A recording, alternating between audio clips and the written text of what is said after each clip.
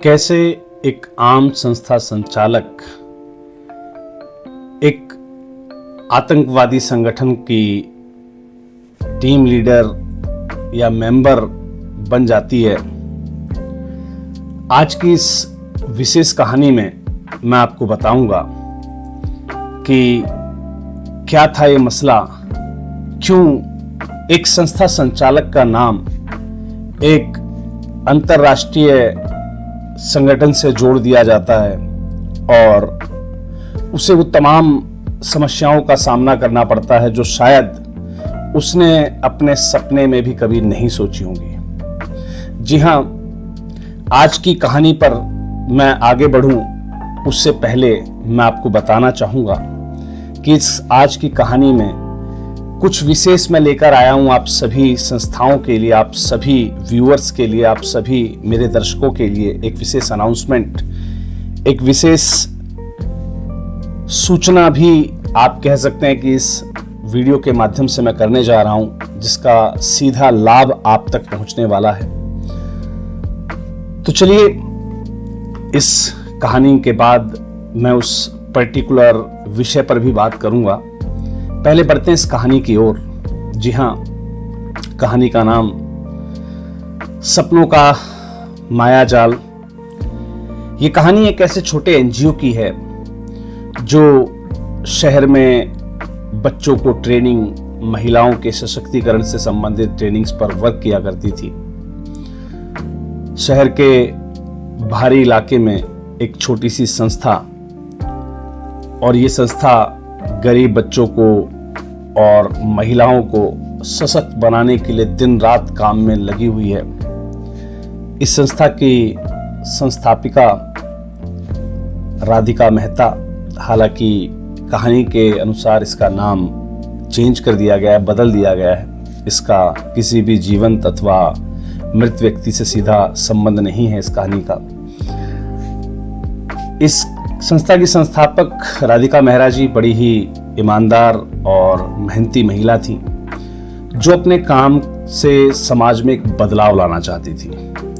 लेकिन उनके साथ एक समस्या थी कि संस्था का जो बजट है वो हमेशा कम पड़ जाता था। उनके सोच, उनकी जज्बा, जिस हिसाब से वो समाज में परिवर्तन के लिए प्रयासरत थी, उस हिसाब से संस्था के पास फंड नहीं था। एक दिन राधिका जी को एक मेल मिलता है। उस मेल में कोई XYZ संगठन का जो है नाम था, और वो संगठन उन्हें पेशकश देता है कि आप उनकी संस्था को जो है 50 लाख रुपए की हम ग्रांट देने के लिए तैयार हैं।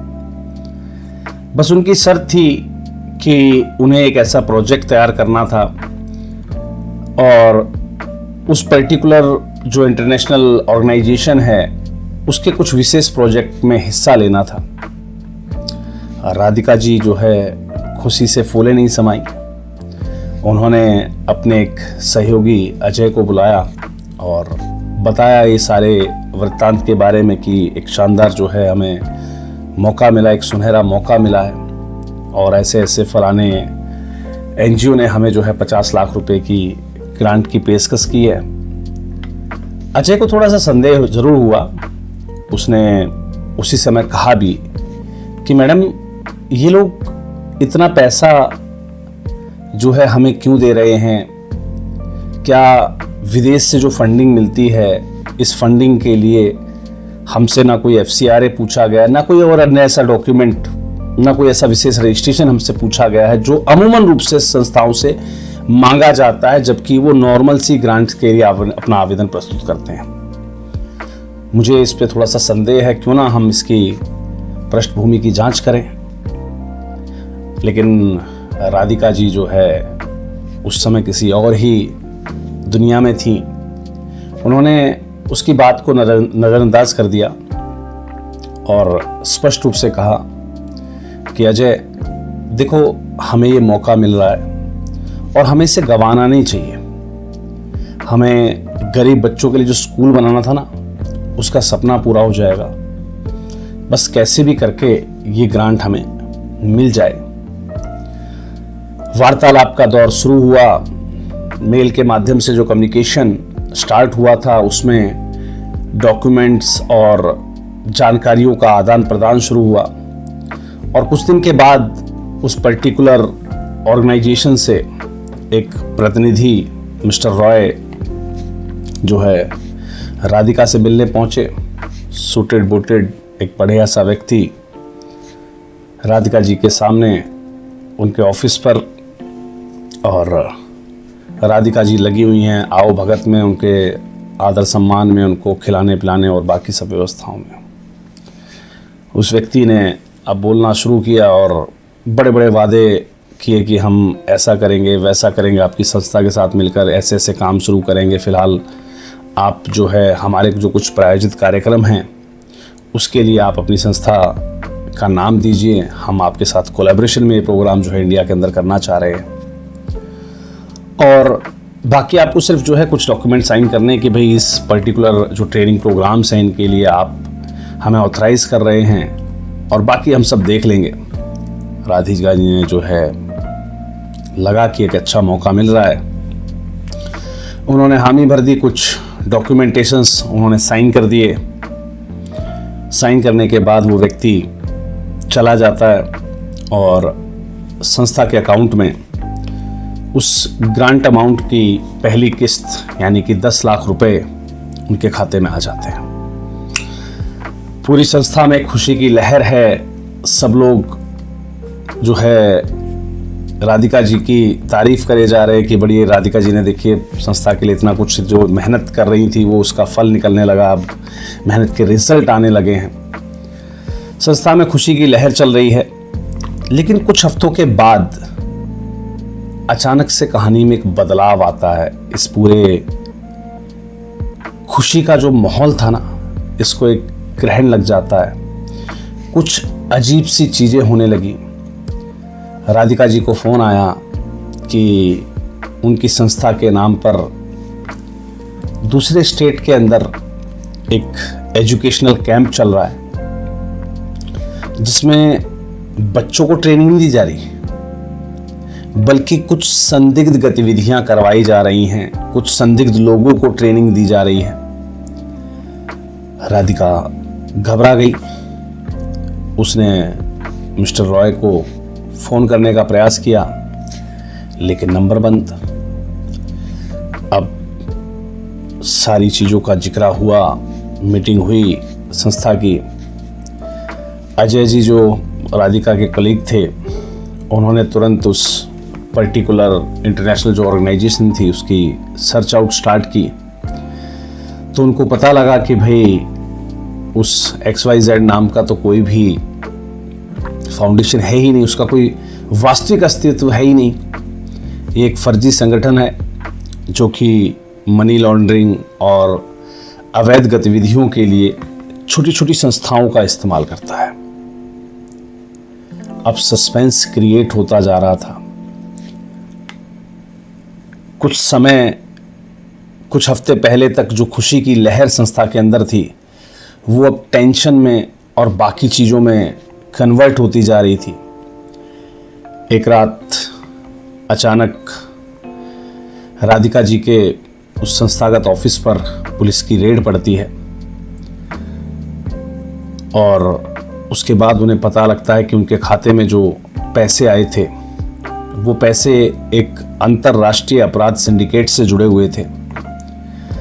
अब राधिका और अजय पर गिरफ्तारी की तलवार लटक जाती है। राधिका को समझ में नहीं आ रहा था कि वो कैसे बच पाए। तभी जो उसके कलीग थे अजय, उन्होंने एक आखिरी दांव खेला। उन्होंने अपनी एक पत्रकार दोस्त से बात की, उनको ये सारी कहानी बताई और उस पर्टिकुलर जो फर्जी ऑर्गेनाइजेशन है उसके खिलाफ सबूत जुटाने शुरू किए। दिन रात मेहनत की क्योंकि अकाउंट सीज थे। कार्रवाइयों के नाम पर अभी उनका अरेस्ट नहीं हुआ था, लेकिन जैसे ही ये सारी चीज़ें पुलिस की एक जांच रिपोर्ट सबमिट होती है, सारी जांच पूरी होती, तो ऑब्वियस सी बात थी कि राधिका, अजय, उनके संस्था के और जो तमाम साथी हैं उन सबको गिरफ्तार होना पड़ता, जेल जाना पड़ता। लेकिन इस जांच के दौरान अजय और वो जो उसकी साथी पत्रकार थी, उन्होंने बड़ी मेहनत की, दिन रात एक किया और उस फर्जी फाउंडेशन के खिलाफ सबूत जुटाने शुरू कर दिए। दिन रात मेहनत के बाद उन्होंने वो जो मिस्टर रॉय था, उसका नाम, उसका असली ठिकाना, वो सब ढूंढ निकाला था, जो कि बाद में पता लगा कि वो एक कुख्यात ठग है, जो हालांकि इंडिया से ही रहने वाला है लेकिन विदेशों में बैठकर ऐसे जाल बुनता है। और जब भी उसे ऐसी कोई ऑर्गेनाइजेशन मिल जाती है छोटी, जो इस प्रकार की ग्रांट के लालच में जो है ज़्यादा पढ़ी लिखी ना हो, ज़्यादा डॉक्यूमेंटेशन की जिनको नॉलेज ना हो, जब भी लगता है कि अब इनको शिकार बना लेना चाहिए, और तब वो इंडिया वापस आता था। तो ये सब चीज़ें जब पता लगी, फिर कहानी जो है क्लाइमैक्स की ओर बढ़ती है, जब अजय, कुछ पत्रकार और पुलिस मिलकर जो है एक स्टिंग ऑपरेशन करती है। मिस्टर रॉय को पकड़ के भारत लाया जाता है और जो इनकी संस्थान थी राधिका जी की, वो बेकसूर साबित होती है। लेकिन राधिका जी का जो सपना था वो चूर चूर हो चुका था। वो जो 10 लाख उनके अकाउंट में आए थे, जो वो एक सपना लेकर चल रही थी कि मुझे स्कूल खोलना है, उसकी प्रारंभिक तैयारियों का समय था। उन्होंने उस 10 लाख में से कुछ खर्च भी नहीं कर पाया था, वो सारा अकाउंट सीज हो चुका था। तो सपना जब चूर चूर होता है तो व्यक्ति की मनोस्थिति क्या होती है आप समझ सकते हैं। उन्होंने जैसे कहा कि अजय, अगर मैंने ये लालच नहीं किया होता ना तो ये दिन देखना नहीं पड़ता, क्योंकि बात अब स्कूल की नहीं थी, बात उस सपने की नहीं थी, बात उस इमेज की थी जो पुलिस कार्रवाई, ऑफिस पर रेड पड़ना और इस प्रकार की अंतर्राष्ट्रीय जो है सिंडिकेट में या देश जो है विरोधी तत्वों में उनका नाम सम्मिलित होना, क्योंकि कुछ दिन मीडिया भी इन चीज़ों को उछालता है। तो उससे एक जो रेपुटेशन ख़त्म हुई थी, सारी जो आज की परेशानी थी उनकी, आज का जो उनको दुख था, वो उस गिरी हुई इमेज का था, जिससे शायद उभरने में उनको कई साल लग जाएंगे और हो सकता है कि ये पूरा जीवन लग जाए, लेकिन वो अपनी इमेज उस प्रकार से ना सुधार पाएं जो पहले थी उनकी एक। तो ये कहानी बताती है कि कैसे फंड और ग्रांट का लालच कितना खतरनाक हो सकता है। सामाजिक संस्थाओं को चाहिए कि वो हर एक ऑफर की गहराई से जांच करें, क्योंकि चमकने वाले वादों के पीछे अक्सर ठगी का जाल छिपा हुआ होता है। ईमानदारी और पारदर्शिता ही हम संस्थाओं की असली ताकत है, इसको पहचानिए। कभी भी किसी भी ऐसे ग्रांट के लालच में आप ना पड़ें। तो चलिए, इस कहानी से आपको एक विशेष शिक्षा मिली होगी और इस वीडियो से आज के उस विशेष सौगात का भी अंदाजा आपको मिल गया होगा। मैं चाहता हूं कि जिस प्रकार से आपको ये वीडियो इन्फोग्राफिक रूप से दी गई है, ये जो विजुअल स्टोरी टेलिंग आपको जो दिया गया इस वीडियो के माध्यम से, ये विजुअल स्टोरी टेलिंग हम अपनी संस्थाओं के लिए भी स्टार्ट करें, जिससे कि हमारी संस्थाएं अपने किसी पर्टिकुलर कॉज के लिए एक शानदार फंड रेजिंग जो है तैयार कर पाएं।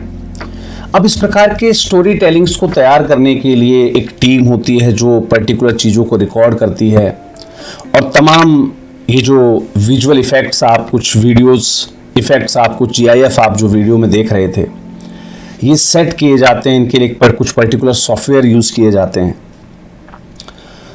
तो टीम को हर संस्था के पास भेजना, पूरे देश में जो हमारे साथ संस्थाएं राष्ट्रीय एनजीओ महासंघ परिवार से जुड़ी हुई हैं, उन सब तक टीम को पहुंचाना और बाकी सारी स्टफ्स को या मटेरियल्स को साथ लेकर पहुंचना बड़ा कॉस्टली हो सकता है। तो इसके लिए राष्ट्रीय एनजीओ महासंघ एक पर्टिकुलर सॉफ्टवेयर पर वर्क कर रहा है, जिस पर हम इस प्रकार की जो आपकी विजुअल्स हैं, आपकी स्टोरी टेलिंग्स हैं, उनको हम अपने साथ लाइव पहले कवर करेंगे। जैसे आप मेरे इस वीडियो को इस समय देख रहे हैं, ऐसे एक फेस टू फेस एक वीडियो एक संस्था की स्टोरी टेलिंग को कवर किया जाया करेगा। और उसको कवर करने के बाद कुछ विजुअल इफ़ेक्ट्स के साथ उसको एक पर्टिकुलर सॉफ्टवेयर पर अपलोड किया जाएगा, जिसे हमारी जो संबद्ध संस्था हैं वो अपने एंड पर उन वीडियोस में कोई करेक्शन करना है, कोई चीज़ घटानी बढ़ानी है, उसको वो लोग जो है अपने एंड पर संपादित कर सकेंगे। उससे संबंधित जो सॉफ्टवेयर है उसको रेडी किया जा रहा है और मैं उम्मीद करता हूं कि आगामी 1-2 दिनों के अंदर मैं इसी चैनल के माध्यम से अनाउंस करूंगा अपनी सभी संबद्ध संस्थाओं को उस पर्टिकुलर सॉफ्टवेयर की एक्सेस जो है हम प्रोवाइड करने जा रहे हैं, जिससे आपके काम को और ज़्यादा बेहतर बनाया जा सके। तो अगर अभी तक आपने राष्ट्रीय एनजीओ महासंघ परिवार को ज्वाइन नहीं किया है तो ज्वाइन कर लीजिएगा। और हमारा ये जो प्रयास है विजुअल स्टोरी टेलिंग का सभी संस्थाओं के लिए, आम लोगों के लिए भी हम इस योजना को शुरू करेंगे कि एक आम व्यक्ति जिसको किसी भी असामयिक परिस्थिति में धन की आवश्यकता पड़ती है तो वो भी एक विजुअल स्टोरी टेलिंग के माध्यम से अपनी फंड रेजिंग कर सके और हम उनके वीडियोस को अपने इस चैनल पर प्रकाशित कर सकें। इससे संबंधित हम आम जनमानस के लिए भी अपना प्रयास शुरू करेंगे। तो आपको हमारा ये जो प्रयास है वो कैसा लगा, इसकी पुष्टि के लिए अगर आप इस वीडियो को लाइक कर देंगे तो मुझ तक आपका एक फीडबैक पहुंच जाएगा। इस विजुअल स्टोरी टेलिंग के प्रोसेस में आप कोई सुधार चाहते हैं, कुछ एड ऑन्स करवाना चाहते हैं, आपकी तरफ से कुछ और जो है फीडबैक्स हैं, तो वो हमें नीचे कमेंट बॉक्स में लिखना मत भूलिएगा, जिससे कि हमें पता लग सके कि हमारी बात आप तक पहुंच पा रही है। और अगर आप इस वीडियो को मैक्सिमम व्हाट्सएप ग्रुप्स में शेयर कर देते हैं या फिर आपके फेसबुक प्रोफाइल से आप शेयर कर देते हैं इसके लिंक को, इस वीडियो के लिंक को, तो यकीन मानिए इससे मेरी पूरी टीम का उत्साह बढ़ेगा, क्योंकि हम इस विजुअल स्टोरी टेलिंग के लिए एक नई टीम को हमने अभी अरेंज किया है, व्यवस्थित किया है, जो कि धीरे धीरे संस्थाओं के जो इंटरनल सोशल एक्टिविटीज़ हैं उनको रिकॉर्ड करने का काम शुरू करेगी। और उसके साथ ही हम संस्थाओं की स्टोरी टेलिंग के साथ फंड रेजिंग का जो एक प्रोसेस है उसको हम एक नया जो है स्टार्टअप देने वाले हैं। तो उम्मीद करता हूं कि इस वीडियो को लाइक करके इस वीडियो में आपके फीडबैक आप हमें कमेंट के रूप में देकर और इस वीडियो के लिंक को फेसबुक पर या व्हाट्सएप के आपके जो अन्य ग्रुप्स हैं उनके अंदर साझा करके आप टीम का मनोबल बढ़ाएंगे और हम तक अपना एक मैसेज आप ज़रूर कन्वे कर देंगे कि आपको हमारा ये जो प्रयास रहेगा स्टोरी टेलिंग का, ये आपको अच्छा लगा और आप भी अपनी संस्था के लिए इस स्टोरी टेलिंग के प्रयास को जो है हमारे साथ इम्प्लीमेंट में लेकर आना चाहते हैं। तो चलिए मिलते हैं अगले शनिवार को नई एक और दास्तान के साथ।